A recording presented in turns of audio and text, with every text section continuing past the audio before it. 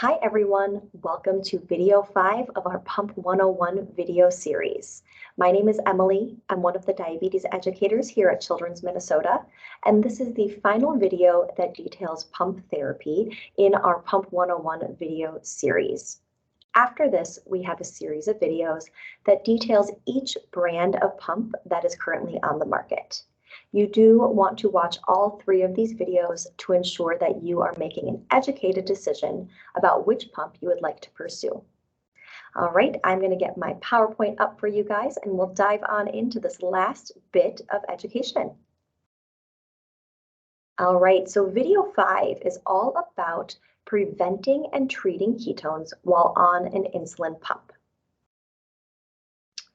First off, I've got our disclaimers posted here. You can either pause or revert back to these if you have any questions. All right, so to start this off, let's review what ketones are. Why are they important to be aware of while we're using an insulin pump? So as general review, our primary source of energy is sugar. That's what our body wants to run on. We get sugar from the food that we eat, as well as from the stores in our liver and muscles. Our secondary source of energy is fat. So if the body cannot use sugar for energy, it will start using fat for energy. When fat is used for energy, the body breaks it down into ketone molecules, which get released into the bloodstream. And this image is showing you a fat cell. It's the squiggly yellow thing on the screen. It shows it breaking down into the little ketone molecules and releasing into the bloodstream. What this means is that ketones are the byproduct of fat. Now, ketones in the blood are no good. They are acidic, and if they rise to a high level, it can actually change the pH of our blood to become acidic, and we become severely ill. If the ketones rise to a certain level, we can go into diabetic ketoacidosis, or DKA, and this requires a hospitalization. So why might this happen? Why would our body use fat for energy? One reason is that we don't have enough sugar in the body. We call this starvation ketones because the body is starved of sugar. A second reason, and the more common reason, is because there's not enough insulin in the body. If there's not enough insulin in the body, the cell doors cannot be propped open and glucose cannot get inside. The big thing is that if either of those ingredients, sugar or insulin, is missing, the body will start using fat for energy. So when we're using a pump, we are at a higher risk of ketone development and DKA. The reason for this is that our pump is only using rapid-acting insulin. It's using this both for our metabolic needs by using a basal rate, as well as our bolus needs. So our basal rate is running in the background 24/7, and it allows our cell doors to stay propped open so that glucose from the liver and muscles can get into the cells as needed throughout the day and night. We are doing this instead of giving our daily basal injection. So here's an image reminding us that our pancreas, or by injection, we need to get insulin. And the insulin acts as a key to open our cell doors to let glucose inside. The basal rate running in the background, I like to think of as that doorstop. Remember, it's just propping those cell doors open so that glucose can get in continuously. Now, because we're using rapid-acting insulin, it is only active in the body for 3 hours. So if there's any disruption in our insulin delivery, there will be no active insulin in the body in about 3 to 4 hours. The doorstop essentially is getting kicked out of place if there's a disruption in insulin, and therefore the receptor doors will start closing. With this, DKA can set in within 4 hours of that insulin delivery. So we want to be on very high alert of any signs or symptoms of ketones, and we want to act quickly. Our general rule of thumb is if you have a high blood sugar and you don't know why, meaning you didn't just eat Rice Krispies and forget to bolus, then you should always check ketones. It never hurts to check ketones. Now, we do have guidelines in place to help prevent ketones, and one of the first things is if we have an unexpected blood sugar over 300, we're going to check ketones. Now, this is different from injection therapy. On injections, we say if you're 300 or over 300 twice in a row, then check ketones. We move up checking ketones in the timeline on a pump because of that higher risk for ketone development. You can check your ketones using urine ketone strips or a blood ketone meter, whatever you have at home is fine. If the ketones come back positive, we always assume the pump is not working. If ketones are present in the blood, it means the body is not using glucose appropriately, and most likely it's because there's not enough insulin available due to some sort of pump malfunction. What we do from there is we want to give an increased correction bolus with a pen or syringe. We don't want to use the pump to give a correction bolus because we're assuming that pump is not working. We're going to keep giving correction boluses and any meal boluses with a pen or syringe until ketones come back negative and we can trust that pump to run again. Now, during this time, we are going to keep our pump running because we need a basal rate. It's simply those extra boluses that we're giving with a pen or syringe. So you do want to keep a backup. If you have pens, keep pen needles at home. If you have vials, keep syringes at home just so that you can deliver insulin via injection if needed. After you've given that blood sugar correction, you're going to change your infusion set because, again, that's the most common reason that our insulin delivery is disrupted. There's an issue with that infusion set. Then we're going to turn off the automation on the pump if you're using a hybrid closed loop pump. The reason for this is the pump does not know that you are giving an increased correction bolus with a pen or syringe. And we don't want that pump to automatically increase insulin in the background because then you'll get too much insulin. So turn off your automation until your ketones have cleared. Our overarching principle is that you always treat diabetes first. Ketones can build quickly, so treat your diabetes first, troubleshoot your pump second. That's why we give our correction bolus first, then change the infusion set. Not following these principles has led many pumpers to having DKA and having to get admitted to the hospital. So we do recommend that you follow these guidelines to prevent unnecessary admissions and unnecessary DKA. Alrighty. We do have a DKA decision tree for pumps.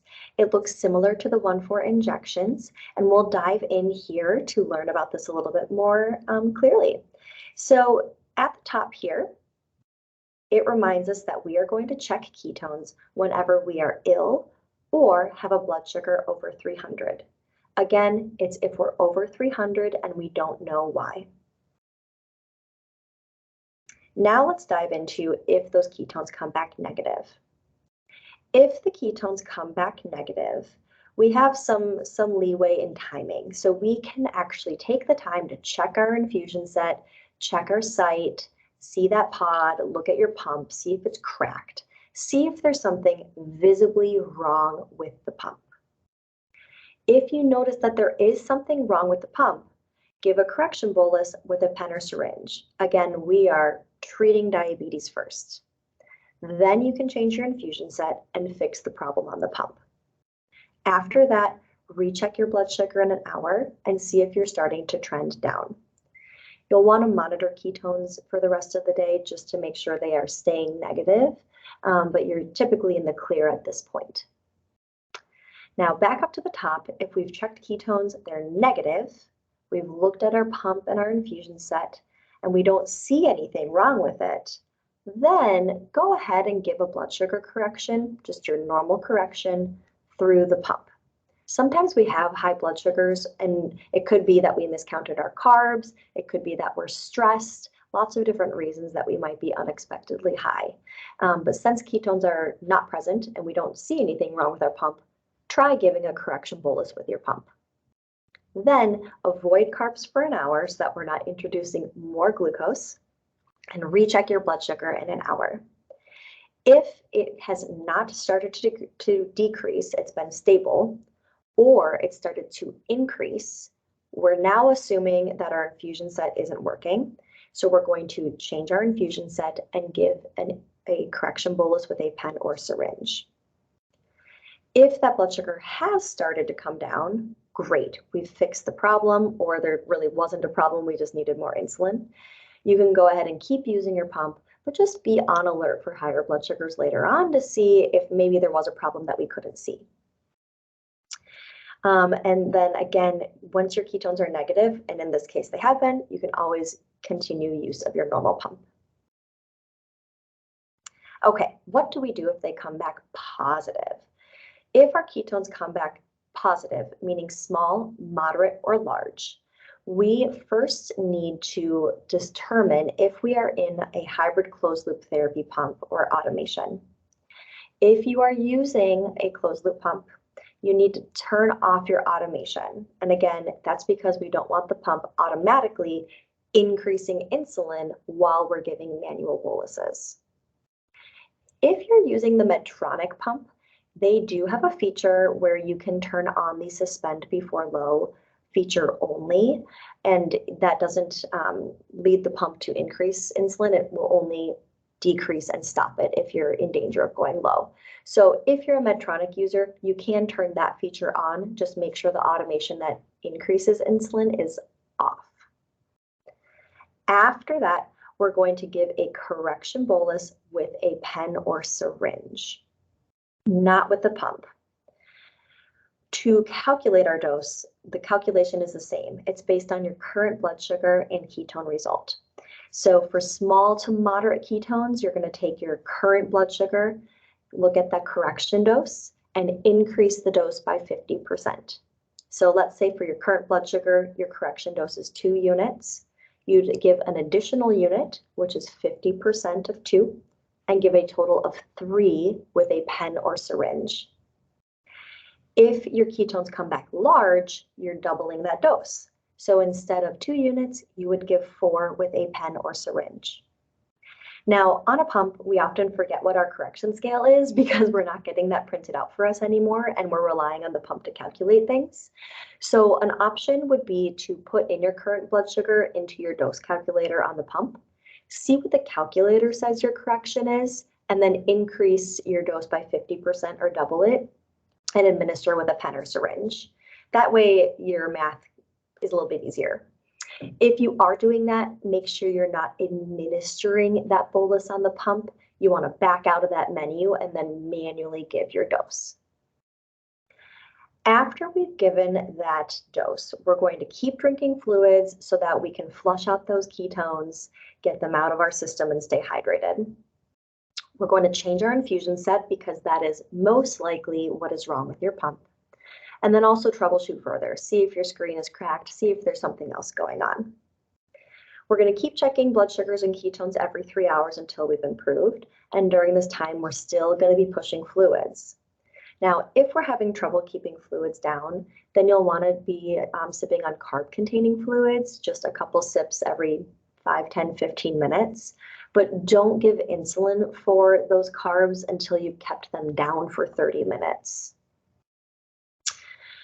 Now, if you are not improving, your ketones are remaining large, you're vomiting, you can't keep fluids down, you'll want to go to the emergency room and be evaluated for DKA. If you ever have a change in level of consciousness, or you have severe abdominal pain, you're constantly vomiting, you also would want to go to the emergency room at that time. You can always give us a call. We'll help triage this for you, help see if you should go to the emergency room or not. So with that, we will review this again at your pump safety and dosing appointment. And we also have magnets available for you, so you can get one in clinic, or if you're completing your pump safety and dosing appointment via telemed, we can mail that home for you. Just ask. And of course, if you ever have issues with ketones, please call our urgent line. You call our normal clinic number, 651-220-6624. You'll choose option 4, brings you to the diabetes clinic, and then option 3. That's our urgent line for illness and ketones. So if you're questioning yourself or you don't know if you should go to the ED, just give us a call on the urgent line. We'll be happy to help troubleshoot and triage the situation for you. Okay, that concludes our video 5, all about preventing and treating ketones on an insulin pump. You can go ahead and complete your pump worksheets, complete the DKA and ketone management questions, and then move on to our All About video series, which delves into each brand of pump in depth so that you can determine which pump is best for you. Thanks so much, everyone. I'll see you in the next video.